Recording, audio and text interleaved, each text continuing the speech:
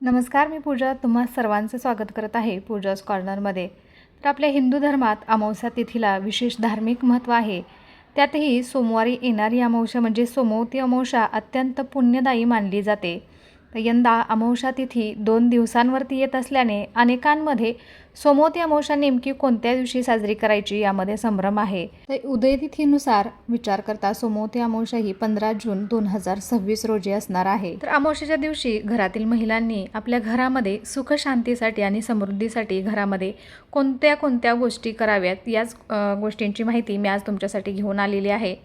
धार्मिक मान्यतेनुसार या दिवशी भगवान शिव आणि माता पार्वतीची पूजा केल्याने तसेच स्नान, जप आणि दान केल्याने पुण्यप्राप्ती होते.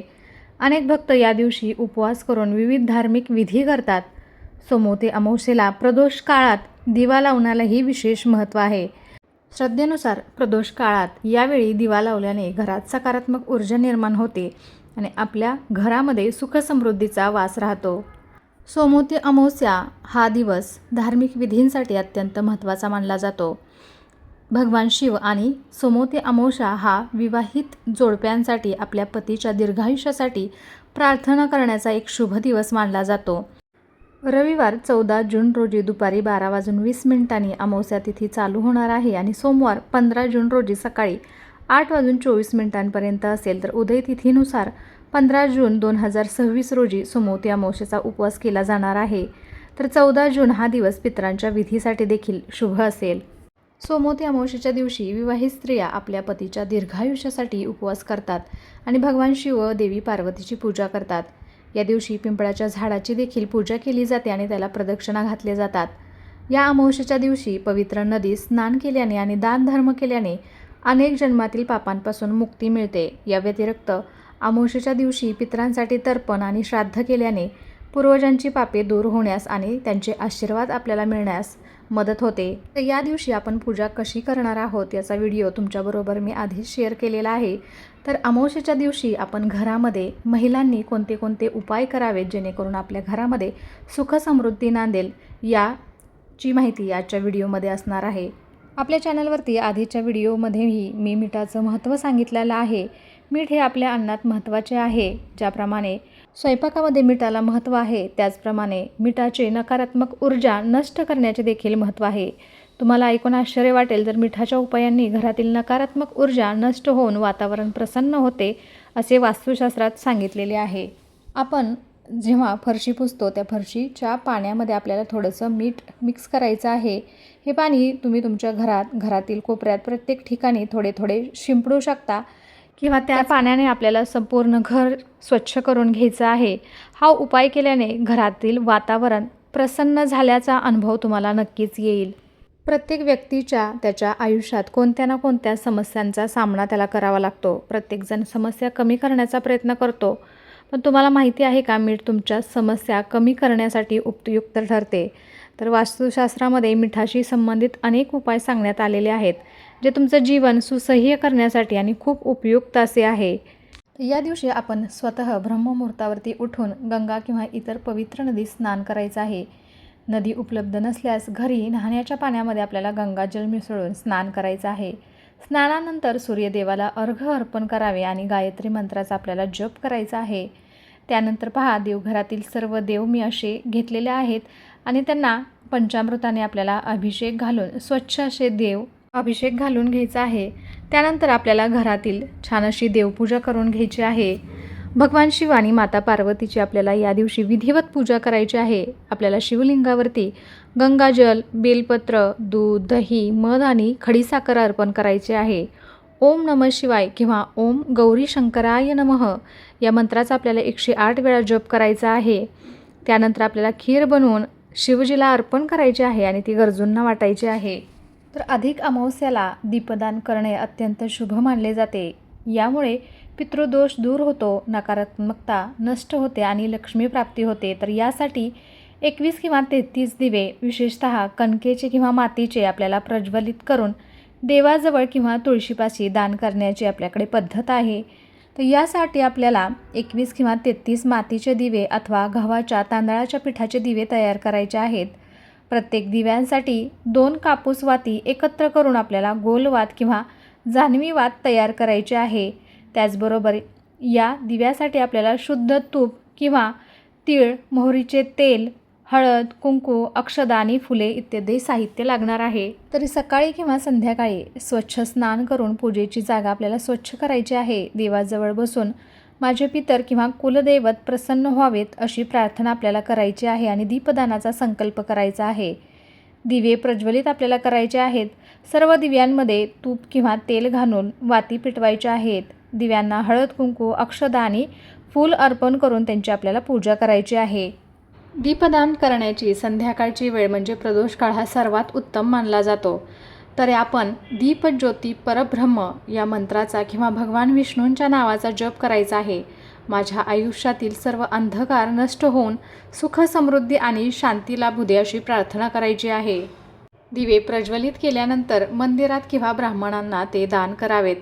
जर तुम्ही घरीच दिवे लावत असाल तर ते तुळशीसमोर, मुख्य प्रवेशद्वारावरती किंवा पाण्याच्या ठिकाणी आपल्याला ठेवायचे आहेत.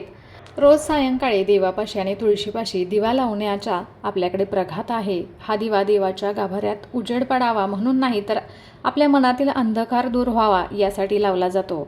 अधिक महिन्यामध्ये भगवान महाविष्णूंच्या पूजनार्थ दीपदान केले जाते आणि अंतरीचा ज्ञानदीप मालवू देऊ नको रे अशी प्रार्थना केली जाते. सतत तेवत्या दिव्याप्रमाणे मनुष्यानेही प्रभू कार्यासाठी सतत प्रकाशित राहिले पाहिजे. श्री विष्णूंच्या सेवार्थ दीपदान करून आपण आपल्या विहित कार्याचा कायम आठव ठेवला पाहिजे. त्रैलोक्याचा अंधार दूर करणाऱ्या हे देवाधिदेवा पुरुषोत्तमा, या दिव्याचा तू स्वीकार कर आणि आमच्या आयुष्यातील अंधकार दूर कर अशी आपल्याला प्रार्थना करायची आहे. तर तुम्ही महिनाभर दीपदान जर केलं नसेल तर अमावस्येच्या दिवशी तुम्ही नक्कीच हे दीपदान करायचं आहे. तर अमावस्येला अधिक महिन्याचा शेवट होत आहे. अधिक महिना किंवा धोंड्याचा महिना संपवताना विष्णू सहस्रनाम व ओम नमो भगवते वासुदेवाय या मंत्राचा जप करायचा आहे. शेवटच्या दिवशी मंदिरात जाऊन किंवा गरजूंना 33 वस्तूंचे उदाहरणार्थ अनारसे, फळे, दिवे, वाण असे द्यायचं आहे. तसेच महिनाभर केलेला उपवास व पूजेच्या सांगतेसाठी ब्राह्मणांना आपल्याला भोजन किंवा यथाशक्ती दानधर्म करून व्रत आपल्याला पूर्ण करायचं आहे. शेवटच्या दिवसात देवाची जास्तीत जास्त भक्ती करावी. पुरुषोत्तम देवाला प्रार्थना करून व्रताची सांगता करायची आहे. या काळात जावयाला विष्णूंचे रूप मानून त्यांना घरी जेवायला बोलवायचं आहे आणि त्यांना व लेकीला वाण व भेटवस्तू देऊन सन्मानित करायचं आहे. तर या पूजेबरोबरच आपल्याला अमावस्याला आपल्या घरातील, ऑफिसमधील, दुकानातील कोळिष्टके वगैरे काढून व्यवस्थित साफसफाई करून पाण्याच्या बादलीत थोडे जाडे मीठ, हळद, लिंबू, गोमूत्र व पंचगव्य टाकून आपल्याला घर स्वच्छ पुसून काढायचं आहे. त्यानंतर घराचा उंबरठा पुसायचा आहे. हळद व गोमूत्र एकत्र करून आपल्याला घराच्या उंबरठ्यावरती हळदीचं लेपन करायचं आहे. हळदीच्या लेपनाचे काय फायदे आहेत या विषयाची माहिती आपल्या बऱ्याच व्हिडिओमध्ये झालेली आहे. पाहिले नसतील तर नक्कीच पाहून घ्या. घराच्या मुख्य दरवाजावरती आपल्याला हळदीच्या साह्याने असं स्वस्तिक बनवून आपल्या घराच्या मुख्य दरवाजाची ही आपल्याला या दिवशी नक्कीच पूजा करायची आहे. किचनची स्वच्छता करून किचनमध्ये आपल्याला गॅस शेगडीवरती किंवा चुलीवरती छान असं स्वस्तिक बनवून तिथेही एक दिवा प्रज्वलित करून आपण तिथे ठेवणार आहोत. जिथे पाणी पिण्याची किंवा पाणी साठवण्याची जागा आहे तिथे आपल्याला हा दिवा ठेवायचा आहे. तुपाचा एक दिवा तयार करायचा आहे. त्याला हळद, कुंकू, अक्षदा, फुलं व्हायची आहेत आणि त्यानंतर हा दिवा आपल्याला स्वयंपाकघरामध्ये ठेवायचा आहे. तर आपण लहानपणापासून अमावस्या तिथीला आपल्या घरामध्ये दहीभाताचा नैवेद्य किंवा दहीभाताचा उतारा आपली आई आणि आजी करताना पाहिला असेल. तर अमावस्याला दहीभाताचा उपाय प्रामुख्याने पितृदोष दूर करण्यासाठी, घरातील नकारात्मकता आणि नजर दोष घालवण्यासाठी केला जातो. त्यामुळे मुठभर भात आपल्याला घ्यायचा आहे. त्याच्यामध्ये मीठ न घालता असा आपल्याला मुठभर भात शिजवून घ्यायचा आहे. शिजलेल्या भातामध्ये आपल्याला थोडंसं ताजं दही एकत्र करून हा दहीभात आपल्याला तयार करायचा आहे. त्यानंतर आपल्याला अमावस्येच्या दिवशी हा दहीभात देवासमोर किंवा पितरांच्या स्मरणार्थ नैवेद्य म्हणून ठेवायचा आहे. हा उपाय करताना आपल्याला पूर्ण श्रद्धेने पूर्वजांचे स्मरण करून हा उपाय आपल्याला करायचा आहे. मान्यतांनुसार घरातील नकारात्मक ऊर्जा दूर करण्यासाठी घराच्या मुख्य प्रवेशद्वाराच्या बाहेर उजव्या बाजूला एका स्वच्छ पानावरती किंवा भांड्यात थोडासा दहीभात आपण ठेवायचा आहे. थोड्या वेळानंतर किंवा दुसऱ्या दिवशी सकाळी हा दहीभात आपल्याला पक्ष्यांना खायला घालायचा आहे.